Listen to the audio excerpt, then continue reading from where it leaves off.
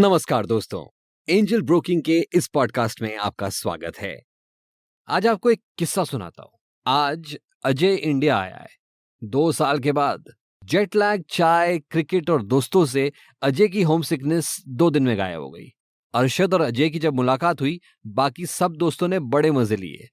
असली में अजय काम करता है सऊदी अरेबिया की एक ऑयल कंपनी में और अरशद ने इन्वेस्ट कर रखा है क्रूड ऑयल में। लेकिन आगे की कहानी जानने के लिए आपको पहले समझना होगा कमोडिटी और फॉरेक्स के बेसिक्स। तो शुरू करें। दोस्तों, आपने कमोडिटी मार्केट्स और करेंसी मार्केट्स दोनों के बारे में ही न्यूज़ तो सुनी ही होगी। इन दोनों टाइप्स के मार्केट्स में क्या डिफरेंस होता है, how do they work, and as an investor in markets में आपका क्या पोटेंशियल है, ये सभी बातें हम जानेंगे आज के इस पॉडकास्ट में और आपको देंगे कुछ पॉइंटर्स जिनसे आप इन मार्केट्स को समझ सकते हो। तो सबसे पहले फॉरेक्स ट्रेडिंग में तो आप ये डिटरमाइन करने की कोशिश कर रहे हो कि एक करेंसी के रिस्पेक्टिव दूसरी करेंसी ऊपर जाएगी या नीचे। फॉरेक्स ट्रेडिंग में आप करेंसी पेयर्स ट्रेड करते हैं, got it. On the other hand, commodity trading में आपको ये डिटरमाइन करना होता है कि किसी कमोडिटी की प्राइस ऊपर जाएगी या नीचे। फॉरेक्स और कमोडिटी ट्रेडिंग दोनों ही बहुत डिफरेंट होते हैं। इन मार्केट्स में इन्वेस्ट करने के लिए आपको कौन से रिसोर्सेज को रेफर करना होगा, क्या इंडिकेटर्स देखने होंगे और कौन सी ट्रेड स्ट्रैटेजीज अपनाएंगे आप, ये बहुत डिफर करते हैं। बात करेंगे इनके बारे में। सबसे पहले, एज एन इन्वेस्टर आप फॉरेक्स ट्रेडिंग करते हो या कमोडिटी ट्रेडिंग, ये आपके बैकग्राउंड और चॉइस पे डिपेंड करता है। तो चलिए इन दोनों टाइप्स की ट्रेडिंग को एक इन्वेस्टर के नजरिए से देखते हैं। सबसे पहले बात करते हैं डोमेन की।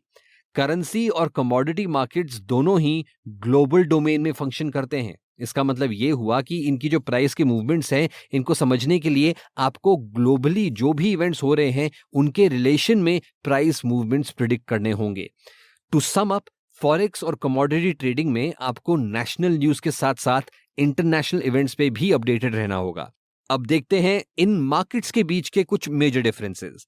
कमोडिटी ट्रेडिंग बेसिकली डिमांड और सप्लाई के प्रिंसिपल पे काम करता है, लेकिन because commodity markets global events से अफेक्ट होते हैं, इसलिए आपको इनकी डिमांड और सप्लाई के मैक्रो इकोनॉमिक ट्रेंड्स देखने होंगे। अगर आपके पास कोई सॉलिड स्ट्रैटेजी नहीं है तो फॉरेक्स ट्रेडिंग काफी कॉम्प्लिकेटेड हो सकती है। On the other hand, commodity markets can be difficult to trade in too, क्योंकि इनमें प्राइस एनालिसिस और प्रिडिक्ट करने के लिए आपको जो इन्फॉर्मेशन चाहिए होगी वो अक्सर फ्रीली अवेलेबल नहीं होती। अगर आप इनके बिहेवियर की बात करते हैं तो कमोडिटी मार्केट्स कुछ ऐसे इवेंट्स पर डिपेंड करते हैं जो प्रिडिक्टेबल नहीं होते। ये अनप्रिडिक्टेबिलिटी का कंपोनेंट कमोडिटी पर डिपेंड करता है। अजय और अरशद की कहानी को बढ़ाते हुए, अजय की ऑयल कंपनी में अभी एक्सप्लोरेशन एफर्ट्स कुछ ज्यादा ही तेजी से चल रहे हैं। Recently his company discovered 3 new sites. इस डिस्कवरी ने ग्लोबल ऑयल सप्लाई की इक्वेशन ही बदल डाली और प्राइसेस चले गए डाउनवर्ड्स। बेचारे अरशद का पोर्टफोलियो तो ऊपर से नीचे हो गया। बहुत गाली सुनाई अरशद ने अजय को, पर बेचारे अजय की क्या गलती। ऑल्दो डिस्कवरी में मैथ और प्रिडिक्शन और टेक्निक इन्वॉल्व होती हैं, इसमें हैवी अनप्रिडिक्टेबिलिटी भी होती है।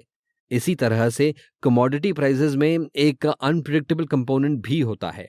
तो इस एग्जांपल के थ्रू आप समझ ही गए होंगे कि हाउ कमोडिटीज वर्क। अनटाइमली बारिश से अगर गेहूं की खेती खराब हो जाती है तो प्राइसेस का क्या होगा?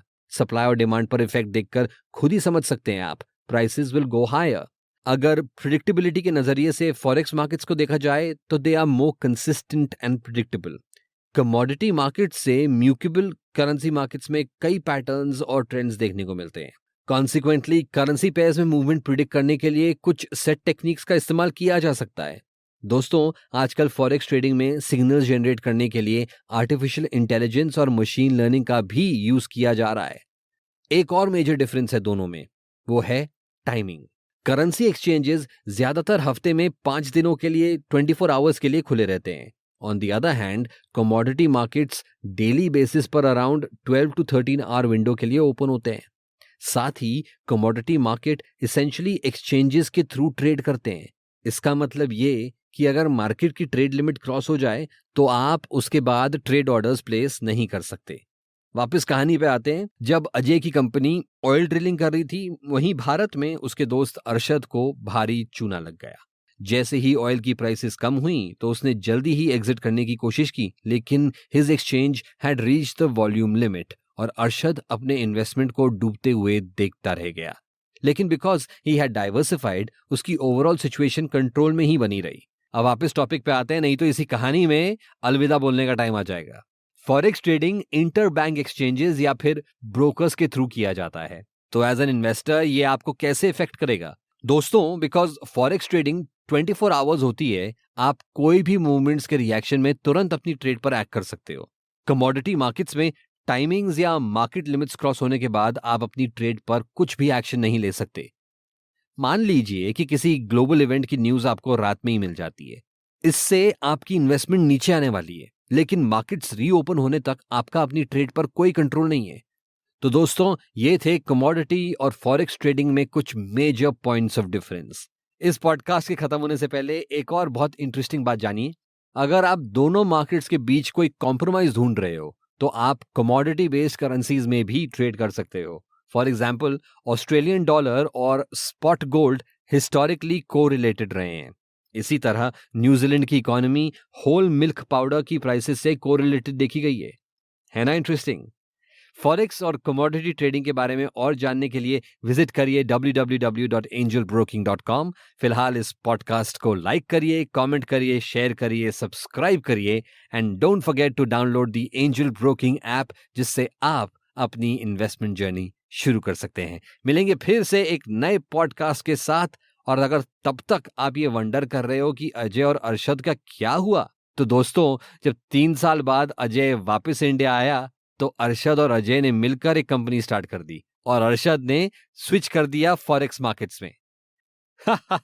मजाक कर रहा था दोस्तों। अजय कमोडिटीज में एक्सपीरियंस था, इसलिए वो आज भी कमोडिटी मार्केट्स में ही इन्वेस्ट कर रहा है।